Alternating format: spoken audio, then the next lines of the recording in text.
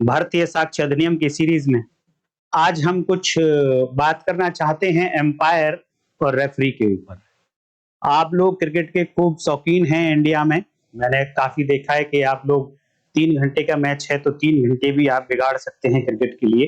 But मेरी आप लोगों को एडवाइस है कि अगर आप स्टूडेंट हैं तो आप हाइलाइट्स देखकर काम चलाइए, 3 घंटे आप मत बिगाड़िए। पर चलो आपकी मर्जी, बट मेरी एडवाइस यही है।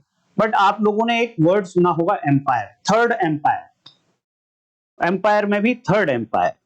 एम्पायर क्या करता है कि एक बॉल डाली बॉलर ने, बैट्समैन के पैड पर जाकर लगी और अपील करता है बॉलर की ये एलबीडब्ल्यू आउट, और एम्पायर ने उसको एलबीडब्ल्यू आउट दे भी दिया। लेकिन बैट्समैन इसकी अपील करता है और डिसीजन किसके पास जाता है? थर्ड एम्पायर के पास। अब जब थर्ड एम्पायर अपना डिसीजन दे देता है तो क्या उसकी अपील होते देखी है आपने? अर्थात थर्ड एम्पायर का जो डिसीजन है वो बाइंडिंग है उस पर्सन के ऊपर जिस पर्सन ने ऐसा बोला है। और साथ में गेम में तो दोनों पर्सन के ऊपर, दोनों प्लेयर्स के ऊपर बाइंडिंग है। क्या कारण है ऐसा? आखिर क्यों बाइंडिंग हो जाता है? तो इसके पीछे का कारण आपको पता है, कॉमन सेंस है कि जब भी कोई गेम खेला जाता है तो उसके कुछ रूल्स होते हैं। उन रूल्स में बताया गया कि फाइनल जो डिसीजन देगा, अगर कहीं डिस्प्यूट होता है किसी बात पर, तो फाइनल डिसीजन कौन देगा? Third umpire. इसी तरीके से दूसरे गेम्स हैं, वहां पर रेफरी होता है। रेफरी का मतलब भी यही है कि अगर किसी पॉइंट पर डिस्प्यूट हो गया है दो प्लेयर्स के, दो टीम्स के बीच में, तो वो अपने इस डिस्प्यूट को रेफर कर देते हैं एक रेफरी के पास, थर्ड पर्सन के पास, जस्ट लाइक एक आर्बिट्रेटर के पास। और क्योंकि दोनों ने सहमत होकर उस पर्सन के पास अपना मैटर भेजा है, तो अब जो उसका डिसीजन आएगा वो दोनों पर बाइंडिंग होगा। गेम में तो दोनों पर बाइंडिंग होगा। उसके पीछे का कारण यह है, वो जो रूल बनाए उस एसोसिएशन ने, वो दोनों पार्टीज ने एक्सेप्ट किए हैं। लेकिन जब हम भारतीय साक्ष्य अधिनियम पढ़ेंगे तो यहां पर ऐसा नहीं है कि वो दोनों पर बाइंडिंग होगा। यहां एक ही पार्टी के ऊपर बाइंडिंग होगा। तो दोस्तों नमस्कार, मैं संजीव सिकरवार आज आपको सेक्शन 18 भारतीय साक्ष्य अधिनियम पढ़ाऊंगा। और बहुत छोटी सी सेक्शन है, आपको आसानी से समझ भी आ जाएगी। यहां पर कहीं ना कहीं रेफरी जैसा ही काम कोई एक पर्सन करता है, और वो एक्चुअल में उस सूट में पार्टी नहीं होता है। देखिए, अगर सूट का पार्टी है कोई पर्सन, या किसी प्रोसीडिंग का पार्टी है कोई पर्सन, तो उसके एडमिशन, तो उसके स्टेटमेंट तो एडमिशन की कैटेगरी में आ ही जाएंगे। वहां तो कोई प्रॉब्लम है ही नहीं। प्रॉब्लम होती है कि जब इस सूट से, इस प्रोसीडिंग की पार्टी से बाहर का कोई थर्ड पर्सन, जिसे आप आउटसाइडर कहें या उसे आप थर्ड पर्सन कहें, उसका जब स्टेटमेंट आएगा, क्या उसका स्टेटमेंट एडमिशन हो सकता है? तो हाँ, हमने पिछली वीडियो में भी देखा कि यस, आउटसाइडर जो थर्ड पर्सन होगा उसका स्टेटमेंट भी एडमिशन की कैटेगरी में आ सकता है, सब्जेक्ट टू सर्टेन कंडीशंस, कुछ शर्तों के अनुसार। इसी तरीके से सेक्शन 18 भारतीय साक्ष्य अधिनियम corresponding to section 20 Indian evidence act, यहां पर भी एक आउटसाइडर व्यक्ति ही है, और उसके दिए गए स्टेटमेंट को चेक करना है कि क्या ऐसे व्यक्ति का स्टेटमेंट एडमिशन की कैटेगरी में आएगा या नहीं आएगा। तो जब आपने सेक्शन 17 में देखा, तब भी आप ध्यान रखिए कि एटलीस्ट 3 लोग होने चाहिए, एटलीस्ट 3 लोग होने चाहिए, जिनमें से 2 पार्टी होंगे, प्लेंटिफ, डिफेंडेंट, और तीसरा पार्टी नहीं होगा। और जो नहीं होगा उसका स्टेटमेंट चेक करना है कि ये एडमिशन की कैटेगरी में, स्वीकृति की कैटेगरी में आएगा या नहीं आएगा। सिमिलरली सेक्शन 18 भारतीय साक्ष्य अधिनियम corresponding to section 20 Indian evidence act में भी 3 व्यक्ति होंगे। देखिए, सेक्शन 17 और सेक्शन 18 में अगर आपको 3 व्यक्ति नहीं बताए जा रहे हैं किसी एग्जाम्पल में, तो आप मान लीजिए कि यहां सेक्शन 17 और सेक्शन 18 एप्लीकेबल नहीं होगी। क्लियर सी बात है। तो सेक्शन 18 में भी 3 व्यक्ति होंगे और इनमें से 2 तो होंगे पार्टी, प्लेंटिफ या डिफेंडेंट, और तीसरा पार्टी नहीं होगा, इसीलिए उसको थर्ड पर्सन का नाम दिया जा रहा है। और यहां पर भी हमें चेक करना है कि क्या उस थर्ड पर्सन का जो स्टेटमेंट है वो स्वीकृति की कैटेगरी में आ सकता है, एडमिशन की कैटेगरी में आ सकता है क्या। इसी के लिए बताती है सेक्शन 18 कि वो थर्ड पर्सन का स्टेटमेंट कब एडमिशन बन जाएगा। तो हेडिंग देखिए क्या कहते हैं, हिंदी और इंग्लिश दोनों में बात करेंगे। Admissions by persons, again admissions by party नहीं है। मैं फिर से आपको कहूंगा मोटा रजिस्टर ले लीजिए, इंपॉर्टेंट बातों को नोट करिए और जो यहां पर वर्ड्स यूज हो रहे हैं इन पर आप अटेंशन दीजिए। तो admissions by persons, admissions party by parties नहीं। तो यहां पर कोई एक व्यक्ति है जो पार्टी नहीं है। ये पर्सन जो वर्ड लिखा है ना, ये अपने आप में ये मीनिंग देता है, इससे ये इंटरप्रिटेशन निकलती है कि ये वो पर्सन है जो पार्टी नहीं है सूट में। अगर पार्टी होता तो इसके लिए लिखा गया होता पार्टी। तो admission by party expressly referred to by the party to suit, यहां पर आया पार्टी टू सूट। तो पार्टी टू सूट ने क्या किया है, कोई भी पार्टी है उसने अगर एक्सप्रेसली अभिव्यक्त रूप से रेफर कर दिया है, निर्दिष्ट कर दिया है किसी व्यक्ति के पास कि आप उसके पास जाओ और वहां से पूछ लो, वो जानता है इसके बारे में सब कुछ। तो किसके पास भेज रहे हैं पार्टी टू सूट, एक पार्टी दूसरी पार्टी को भेजती है थर्ड पर्सन के पास, कहती है जाइए, आपको विश्वास नहीं है तो आप इससे पूछ कर आइए, इसके पास सारी इंफॉर्मेशन अवेलेबल है। अब एक पार्टी के कहने पर दूसरी पार्टी तीसरे व्यक्ति के पास जाती है, ध्यान देने वाली बात है, 3 लोग होंगे। तो अब यहां पर जब तीसरा व्यक्ति कुछ भी स्टेटमेंट देगा तो उसके स्टेटमेंट से कौन बाउंड होना चाहिए, यहां पर केवल एक पार्टी बाउंड होगी। कौन, जिस पार्टी ने रेफर किया है, जिस पार्टी ने भेजा है, जिस पार्टी ने निर्दिष्ट किया है, केवल और केवल वही पार्टी बाउंड हो सकती है। तो हिंदी में देखिए हेडिंग है ये सेक्शन, ये 18 का हेडिंग है, वाद के पक्षकारों द्वारा अभिव्यक्त रूप से निर्दिष्ट व्यक्तियों द्वारा स्वीकृतियां, ये हेडिंग। इसमें जब बॉडी आप इसकी देखेंगे, लैंग्वेज कहती है statement made by persons, statement number 1 बात कथन होना चाहिए, एक ऐसे व्यक्ति ने किया होना चाहिए जो सूट का पार्टी नहीं है। वो ऐसा स्टेटमेंट उस व्यक्ति का, कौन सा व्यक्ति है, इस व्यक्ति को थोड़ा एक्सप्लेन किया है, टू हुम, जिसके पास, जिसको, a party to the suit. Party to the suit 2 होती है, एक डिफेंडेंट होता है, एक प्लेंटिफ होता है, लेकिन उनमें से एक पार्टी ने किया है, जिसके पास एक पार्टी ने क्या किया है, has expressly referred for information. किसी तीसरे व्यक्ति के पास ऐसे व्यक्ति को किसी एक पार्टी ने एक्सप्रेसली रेफर किया है। तो यहां पर आप थोड़ा वर्ड्स पर ध्यान दीजिए कि एक वर्ड तो यहां पर एक्सप्रेसली यूज हुआ है। एक्सप्रेसली का मतलब अभिव्यक्त रूप से।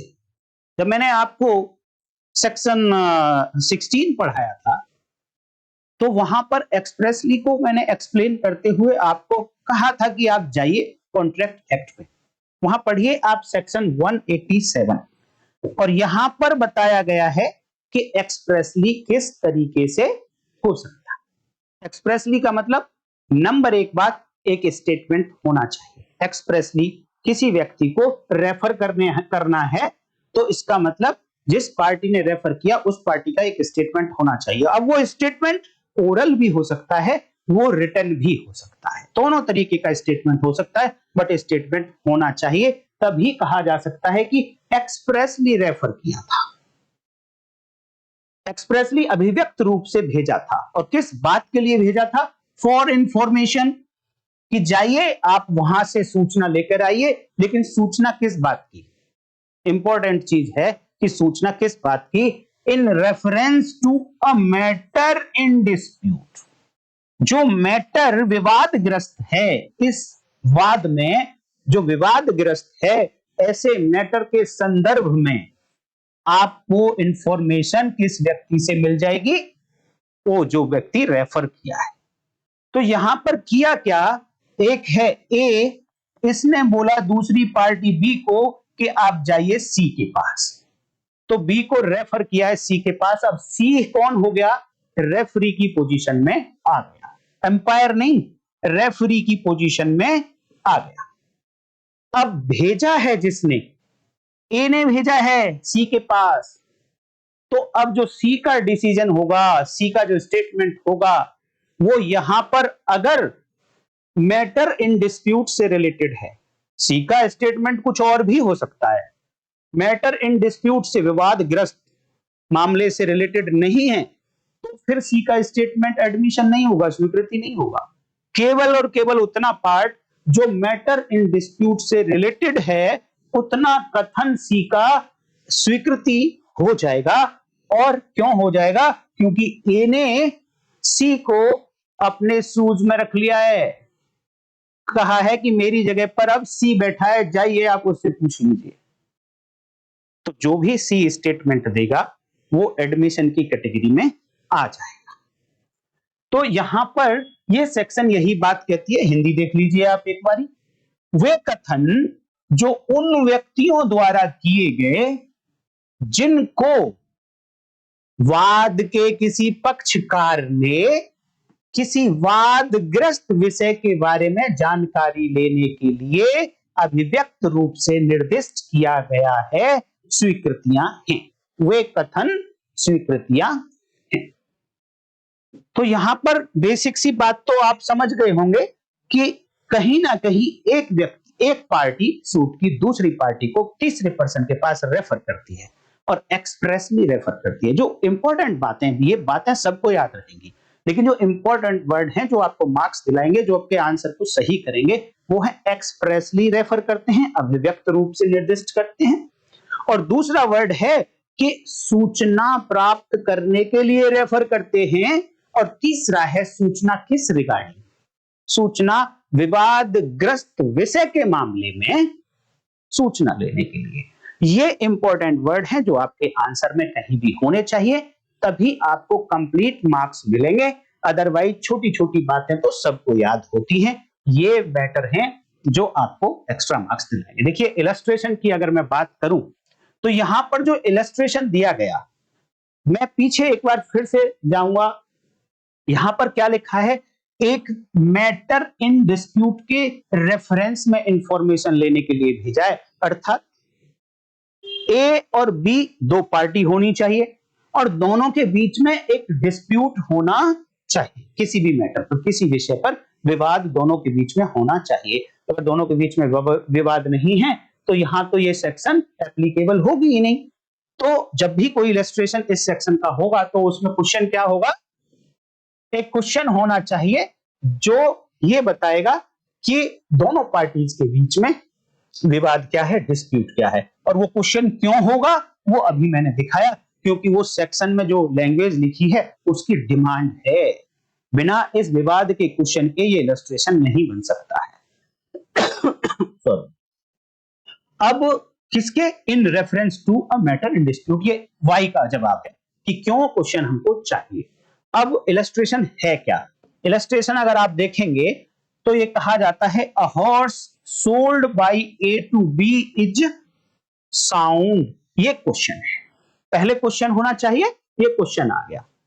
क्वेश्चन ये है कोर्ट के सामने कि जो एक हॉर्स है, एक घोड़ा है जो ए ने बेचा बी को, वो बिल्कुल स्वस्थ है, साउंड है वो। अब यहां पर क्या किया ए, क्योंकि यहां पे पार्टी कौन कौन हुई, पार्टी 1 ए एंड 2 बी। ए ने कहा बी को कि आप जाइए और पूछिए सी से, सी से पूछकर आइए इस घोड़े के बारे में, इसका स्वास्थ्य बिल्कुल ठीक है। क्यों, क्योंकि सी नोज ऑल अबाउट इट, इसके बारे में सी सब कुछ जानता है। क्या कारण हो सकता है वो इलस्ट्रेशन में नहीं लिखा है, मैं आपको ऐसे एक्सप्लेन करने के लिए, क्या कारण हो सकता है कि सी सब कुछ जानता है? हो सकता है कि सी उसका पालन पोषण करता हो, उसकी देखभाल करता हो सकता है सी इस घोड़े का डॉक्टर हो। तो सी के पास रेफर कर दिया ए ने बी को सी के पास। तो अब यहां पर जो सी का स्टेटमेंट होगा वो स्वीकृति कहलाएगा। C's statement is admission. तो जो सी का कथन होगा वो स्वीकृति कहलाएगा। दोस्तों, स्वीकृति के बारे में मैं अगली वीडियो में एक बहुत बड़ा कंफ्यूजन जो बहुत सारे टीचर्स, बहुत सारे स्टूडेंट्स के बीच में है, मैं उसको कल दूर करूंगा नेक्स्ट वीडियो में। और वो वीडियो बहुत इंपॉर्टेंट वीडियो होगी। और आप ये कह सकते हो कि सेक्शन 15 से लेकर सेक्शन 21 भारतीय साक्ष्य अधिनियम का वो कहीं ना कहीं एक तरीके का कंक्लूजन होगा, तो समरी होगी। और बहुत ही बड़ा डाउट है, मैं उसको कल दूर करूंगा एडमिशन के बारे में। देखिए, ये जो इलस्ट्रेशन है ना दोस्तों, ये एक्चुअल केस है 1805 का, इंग्लैंड का एक केस है। केस का नाम है विलियम्स वर्सेस इंच। इस केस को डिसाइड करते हुए जो जस्टिस थे उन्होंने क्या कहा, if a man refers another, if a man number 1 refers another man number 2 upon particular business to a third party person number 3। एक व्यक्ति ने दूसरे व्यक्ति को रेफर कर दिया तीसरे व्यक्ति के पास, तो he is bound। ही कौन है? जिसने रेफर किया, person number 1। He is bound by what this third person says or does concerning it, as much as if that had been said or done by himself। Justice साहब ने यह कहा कि अगर एक व्यक्ति ने दूसरे व्यक्ति को तीसरे व्यक्ति के पास भेजा है, रेफर किया है, तो वो जो पहले वाला व्यक्ति जिसने रेफर किया है वो बाउंड होगा तीसरे व्यक्ति के, थर्ड पर्सन के स्टेटमेंट से। ऐसे बाउंड होगा कि मानो वो जो थर्ड पर्सन ने बोला वो फर्स्ट पर्सन ने ही बोला था, जो थर्ड पर्सन ने किया वो फर्स्ट पर्सन ने ही किया था, इस तरीके से मानते हुए बाउंड होगा। और अगली बात देखिए कि इंग्लैंड में और इंडिया में इस लॉ से रिलेटेड थोड़ा सा डिफरेंस है।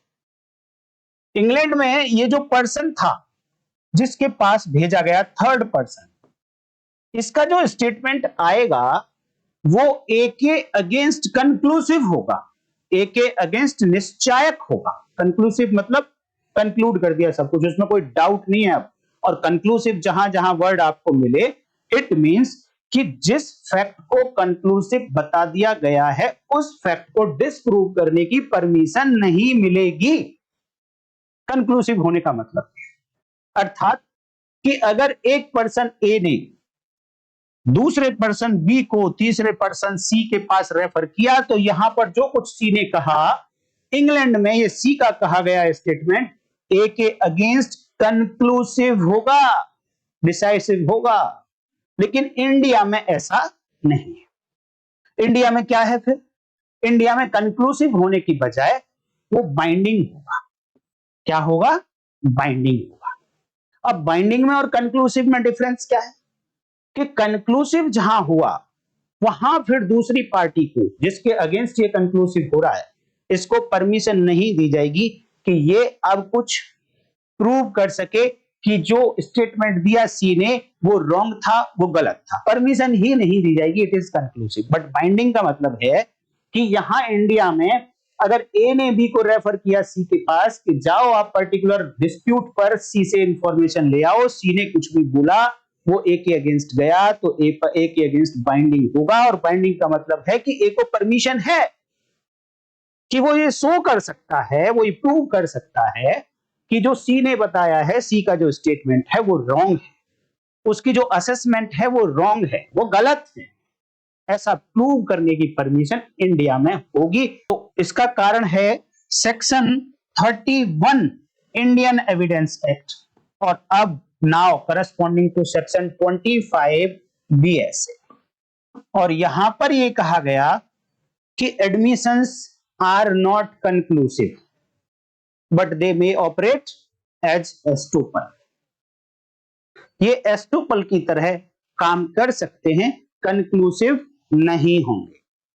एस्टूपल क्या होगा जब इसकी बारी आएगी तो मैं बताऊंगा। तो ये आपको समझ आ गई होगी सेक्शन 18 भारतीय साक्ष्य अधिनियम क्या कहती है। यहां का इलस्ट्रेशन मैं अभी आप लोगों को दिखा देता हूं।